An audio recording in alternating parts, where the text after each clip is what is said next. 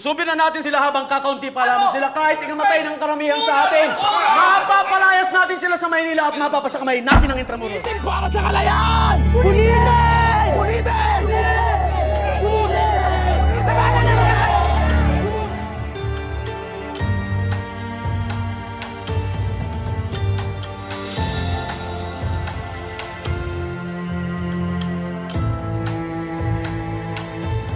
Apolinario de la Cruz, also known as Hermano Pule, led the short-lived Pule Revolt. The revolt was founded on June 1840 to November 1841 in response to the Catholic Church racially discriminatory practices in the Philippines. Catholic religious orders refused to accept native Filipinos as members during the Spanish colonial period. However, the Spanish colonial government ordered military forces to kill the cofrada, fearing an armed uprising, but Hermano Pule and his followers resisted the attack on October 23, 1841. Unfortunately, for heading the revolt, De la Cruz was captured and executed by a firing squad. His remains were dismembered and displayed in Tayabas.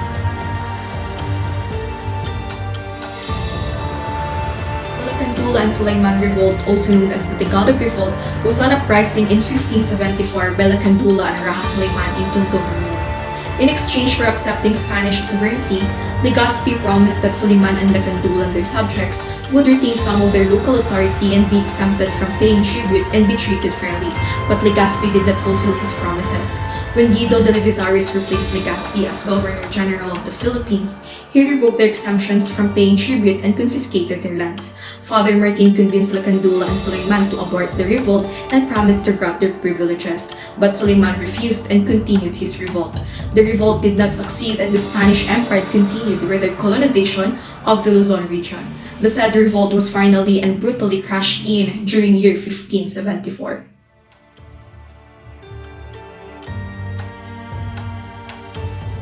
Magalat Revolt, La del Velta, del Magalat.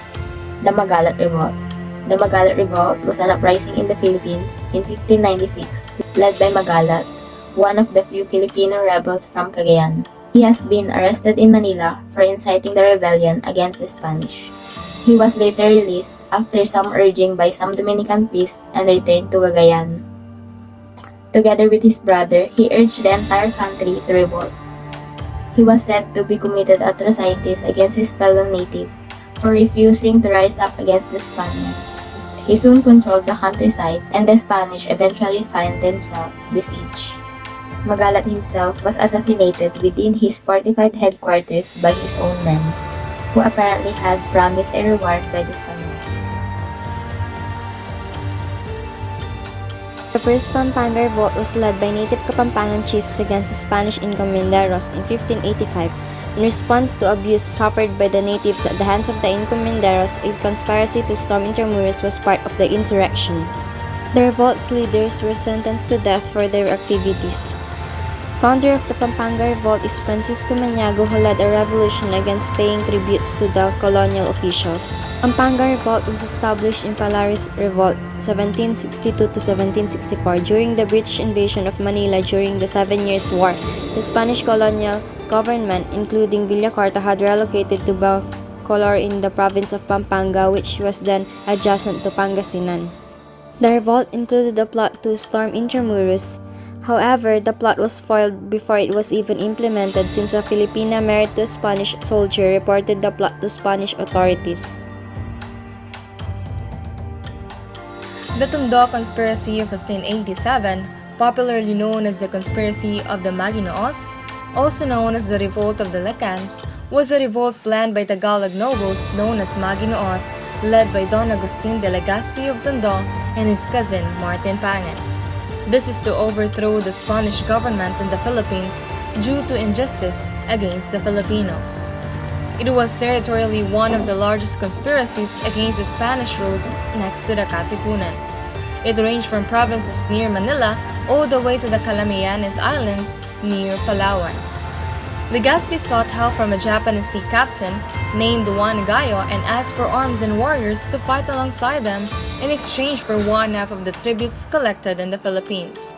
They also requested help from places such as Borneo, Laguna, and Batangas with a plan to assault the city of Manila and assassinate the Spaniards. However, Their plan was discovered by the Spaniards when Magat Salamat revealed their plan to fellow rebel Antonio Surabao, who turned out to be a traitor when he reported the conspiracy to the Spaniards.